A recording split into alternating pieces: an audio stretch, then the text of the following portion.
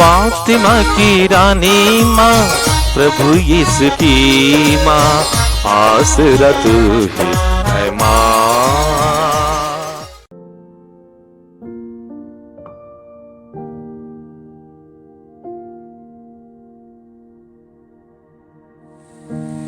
पहला पाठ गणना ग्रंथ अध्याय 6 पद संख्याएं 22 से 27 तक। प्रभु ने मूसा से कहा, हारून और उसके पुत्रों से कहो, तुम इस्राएलियों को आशीर्वाद देते समय यह कहोगे, प्रभु तुम लोगों को आशीर्वाद प्रदान करे और सुरक्षित रखे। प्रभु तुम लोगों पर प्रसन्न हो और तुम पर दया करे। प्रभु तुम लोगों पर दया दृष्टि करे और तुम्हें शांति प्रदान करे। वे इस प्रकार इस्राएलियों के लिए मुझसे प्रार्थना करें और मैं उन्हें आशीर्वाद प्रदान करूंगा। यह प्रभु की वाणी है। ईश्वर को धन्यवाद। भजन अनुवाक्य। हे ईश्वर, हम पर दया कर और हमें आशीर्वाद दे। हे ईश्वर, हम पर दया कर और हमें आशीर्वाद दे। हे ईश्वर, हम पर दया कर और हमें आशीर्वाद दे। हम पर प्रसन्न होकर दया दृष्टि कर। पृथ्वी के निवासी तेरा मार्ग समझ ले। सभी राष्ट्र तेरा मुक्ति विधान जान जाएं। अनुवाक्य। हे ईश्वर, हम पर दया कर और हमें आशीर्वाद दे। हे ईश्वर, हम पर दया कर और हमें आशीर्वाद दे। सभी राष्ट्र उल्लसित होकर आनंद मनाएं, क्योंकि तू न्याय पूर्वक संसार का शासन करता है। तो निष्पक्ष होकर पृथ्वी के देशों का शासन करता और सभी राष्ट्रों का संचालन करता है। अनुवाक्य। हे ईश्वर, हम पर दया कर और हमें आशीर्वाद दे। हे ईश्वर, हम पर दया कर और हमें आशीर्वाद दे। हे ईश्वर, राष्ट्र तेरी स्तुति करे। सभी राष्ट्र तेरी महिमा गाए। ईश्वर हमें आशीर्वाद प्रदान करता रहे और समस्त पृथ्वी उस पर श्रद्धा रखे। अनुवाक्य। हे ईश्वर, हम पर दया कर और हमें आशीर्वाद दे। हे ईश्वर, हम पर दया कर और हमें आशीर्वाद दे। दूसरा पाठ गलातियों के नाम संत पौलुस का पत्र अध्याय 4 पद संख्याएं 4 से 7 तक। समय पूरा हो जाने पर ईश्वर ने अपने पुत्र को भेजा।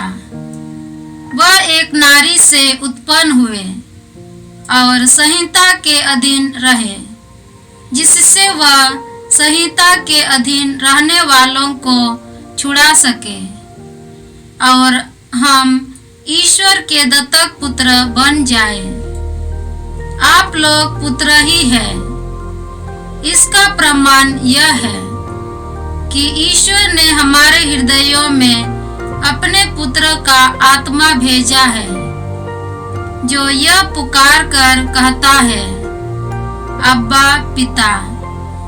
इसलिए अब आप दास नहीं, पुत्र हैं, और पुत्र होने के नाते आप ईश्वर की कृपा से विरासत के अधिकारी हैं। यह प्रभु की वाणी है। ईश्वर को धन्यवाद। जय घोष हालेलुया।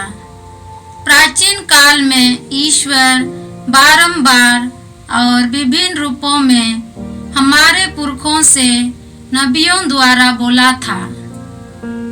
अब अंत में वह हमसे पुत्र द्वारा बोला है। हालेलुया।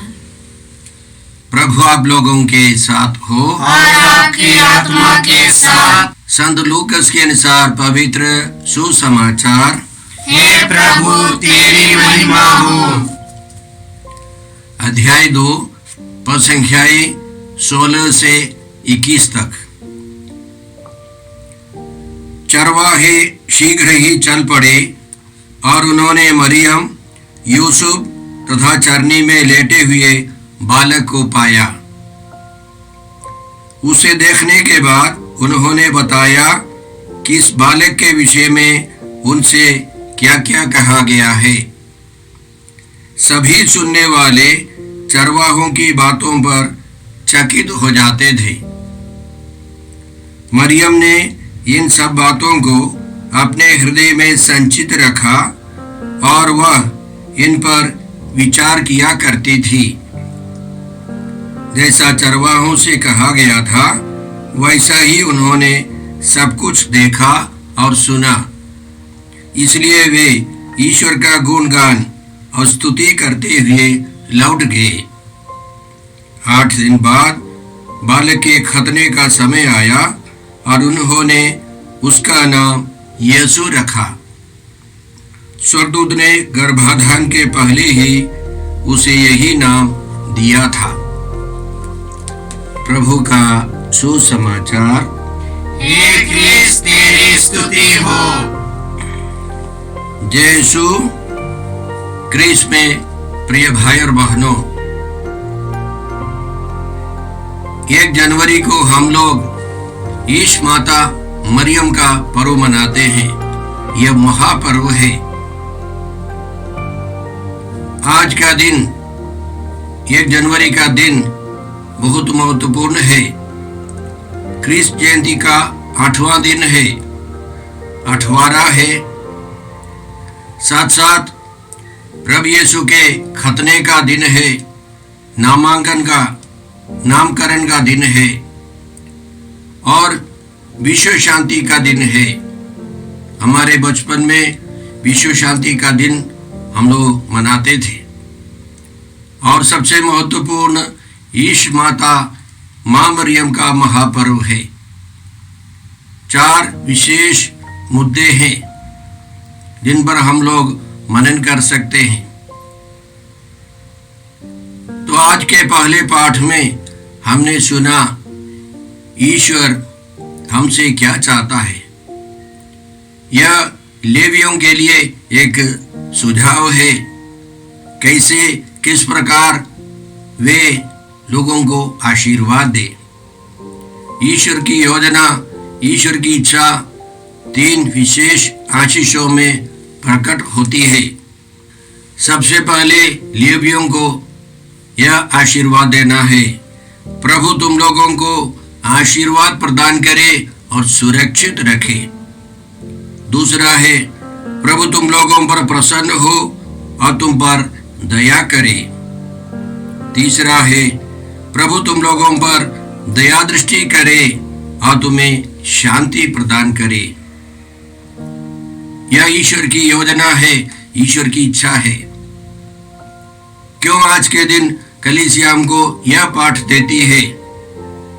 क्योंकि माता मरियम के द्वारा ईश्वर यीशु को देते हुए यही चाहता है, सभी मनुष्य आशीर्वाद प्राप्त करे, सुरक्षित रहे, प्रसन्न रहे और हम पर ईश्वर की दया बनी रहे। ईश्वर की कृपा दृष्टि, दया दृष्टि हम पर बनी रहे और हम हमेशा शांति का अनुभव करें। यही माता मरियम भी चाहती है। इसलिए माता मरियम ने प्रभु यीशु को, ईश्वर के पुत्र को हमारे लिए प्रस्तुत किया है, हमारे लिए दिया है। हम ईश्वर को धन्यवाद देते हैं। आज के दूसरे पाठ में हमने सुना कि संत पौलुस गलातियों के नाम पत्र में लिखते हैं, समय पूरा हो जाने पर ईश्वर ने अपने पुत्र को इस संसार में भेजा। वह एक नारी से उत्पन्न हुए और संहिता के अधीन रहे, जिससे जो संहिता के अधीन रहने वाले हैं उन सबों को छुड़ा सके।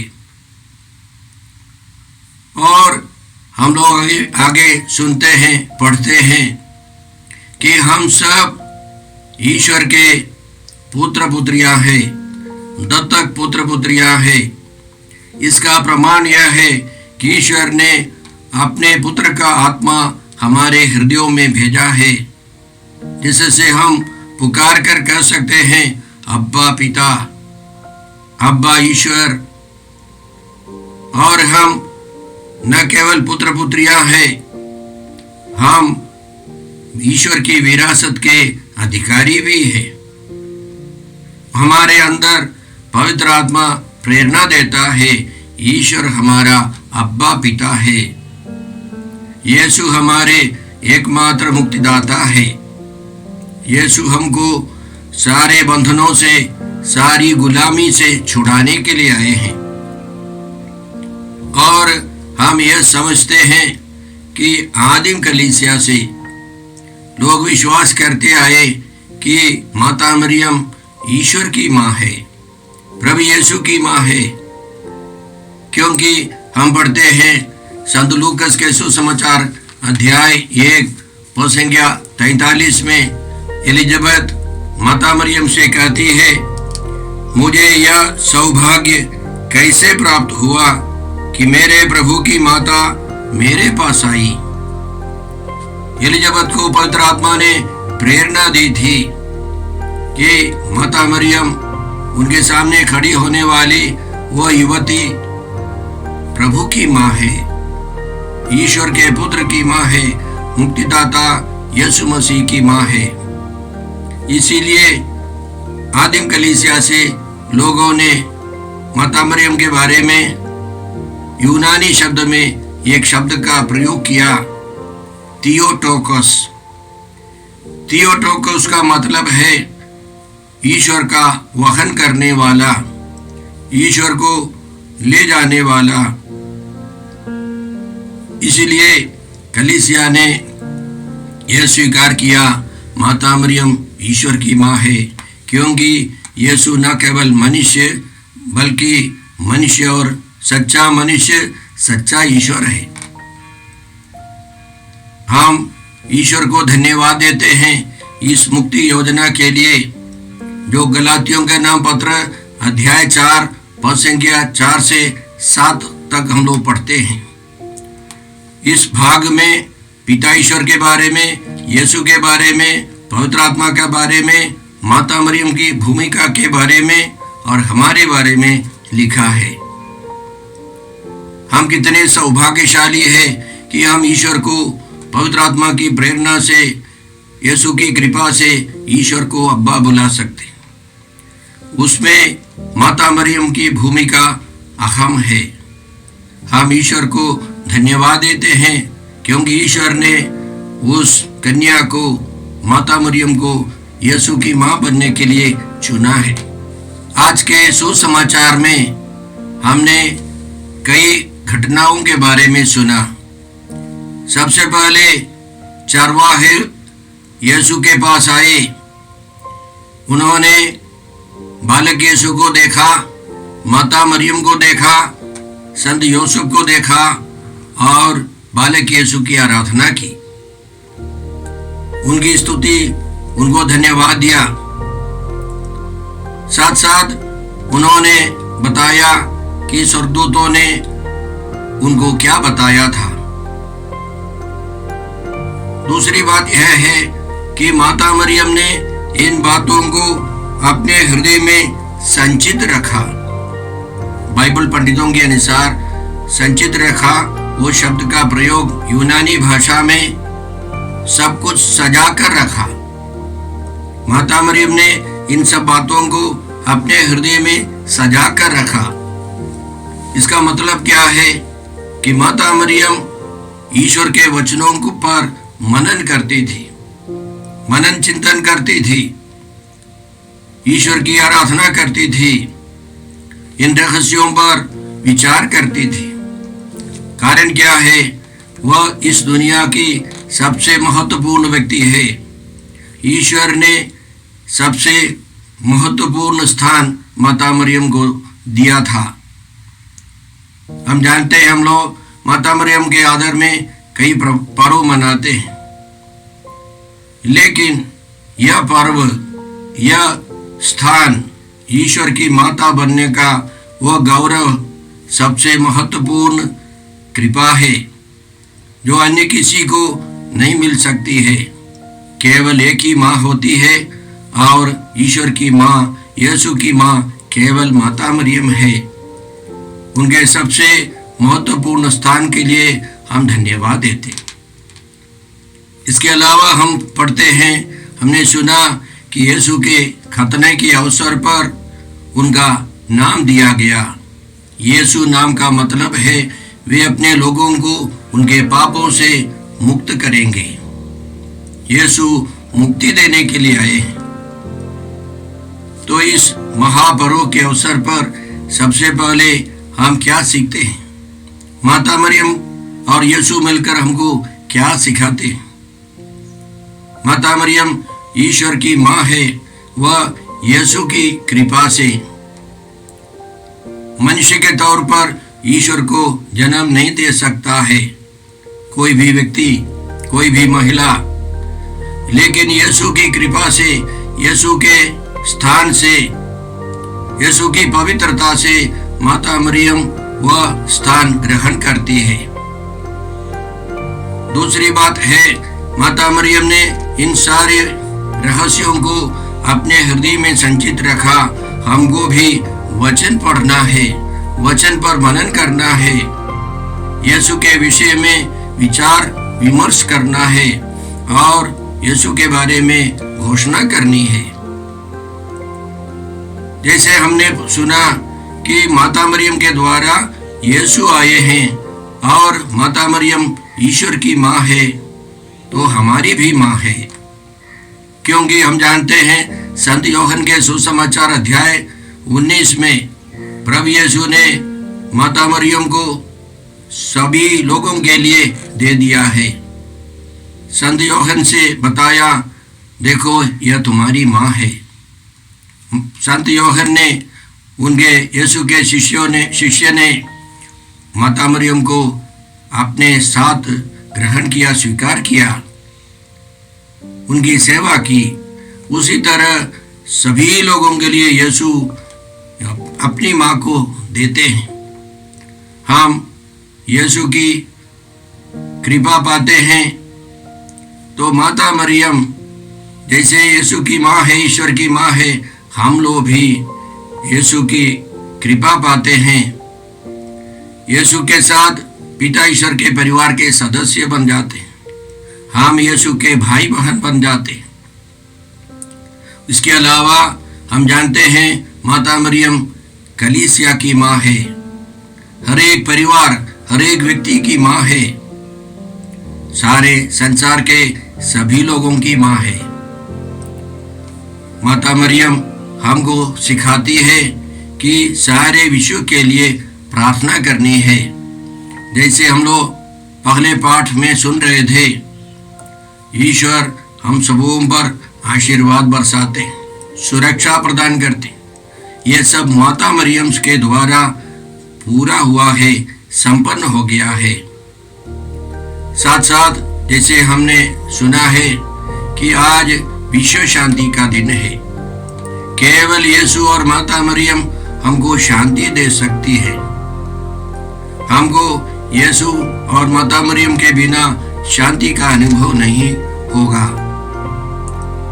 इसलिए आज के दिन हम लोग विशेष रूप से माता मरियम के द्वारा प्रार्थना करें कि हम भी माता मरियम के समान यीशु को ग्रहण करें, यीशु को दूसरों के बीच में बांट सके, उनका सुसमाचार बनकर सुसमाचार का प्रचार कर सके। 5वीं सदी में कॉन्स्टेंटिनोपल के एक बिशप ने यह स्वीकार नहीं किया कि यीशु ईश्वर और मनुष्य एक ही व्यक्ति में है। वो तैयार नहीं था कि माता मरियम ईश्वर की माँ है। वो कहता था कि केवल यीशु में 2 व्यक्ति है, ईश्वर है और मनुष्य है। इसीलिए माता मरियम केवल मनुष्य यीशु की माँ है, ईश्वर की माँ नहीं है। इसलिए कलीसिया ने महासभा बुलाई और 431 में एफेसुस की महासभा में कलीसिया ने घोषित किया कि माता मरियम थियोटोकस ईश्वर को वहन करने वाली है। और वेटिकन द्वितीय महासभा में कम से कम 12 बार यह लिखा गया है, यह घोषित किया है कि माता मरियम ईश्वर की माँ है। तो कलीसिया हमको सिखाती है कि माता मरियम ईश्वर की माँ है। यीशु में 2 स्वभाव है, पूर्ण मनुष्य और पूर्ण ईश्वर, लेकिन एक ही व्यक्ति है। एक ही व्यक्ति में 2 स्वभाव है। इसलिए हमको स्वीकार करना है कि माता मरियम यीशु की माँ है, ईश्वर की माँ है। हम ये भी याद करते हैं, आज 1 जनवरी है। साल भर माता मरियम हमारे साथ रहे। वह आशीर्वचन जो गणना ग्रंथ में हम लोग पढ़ते हैं, वह सब माता मरियम के द्वारा सारे विश्व में उतरे। सारी कृपाएं माता मरियम और यीशु के द्वारा हमको मिलती रहे। सारे विश्व में शांति बढ़ती जाए। हम माता मरियम के द्वारा, प्रभु यीशु के द्वारा पिता ईश्वर से यही प्रार्थना करते हैं। हे सर्वशक्तिमान पिता ईश्वर, आज के सारे पवित्र वचनों के लिए धन्यवाद देकर प्रार्थना करते हैं कि हम सबों को माता मरियम यीशु के द्वारा आशीर्वाद मिलता रहे, सुरक्षा मिलती रहे, शांति मिलती रहे। हम यह प्रार्थना करते हैं प्रभु क्रिस्त के द्वारा। हमारे प्रभु यीशु क्रिस्त की कृपा, ईश्वर का प्रेम और पवित्र आत्मा का साहचर्य आप सबों को प्राप्त हो। आमीन। यीशु क्रिस्त में प्रिय भाई और बहनों, प्रभु यीशु ने हमें आदेश दिया है संसार के कोने कोने में जाकर सारी सृष्टि को सुसमाचार सुनाओ। सुसमाचार सुनने के लिए और सुनाने के लिए एक अच्छा मौका है। आप कृपया इस चैनल का सब्सक्राइब करें, लाइक करें, शेयर करें, बेल आइकन दबाएं ताकि यहाँ की नई वीडियोस की सूचना आपको मिलती रहेगी। साथ साथ आप दूसरों को भी प्रेरणा दें इसका सब्सक्राइब करने के लिए।